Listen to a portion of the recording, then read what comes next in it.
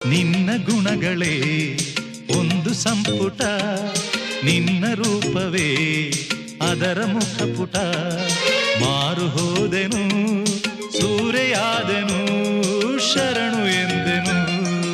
ಅನುಕಾಲದ ಅಪರೂಪದ ಆನಂದ ಹೊರಟಿದೆ, ಸ್ನೇಹದ ಸಂತೋಷ ಕೂಟದಲ್ಲಿ.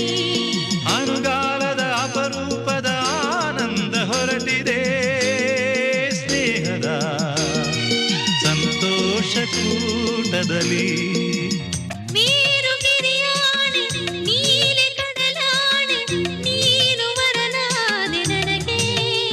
ಭೂಮಿ ಆಕಾಶ ಏನಾಯ್ತು ಕಾಣೆ, ಹೃದಯ ತೇಲಾಡಿದೆ ದೇವರಾಣೆ.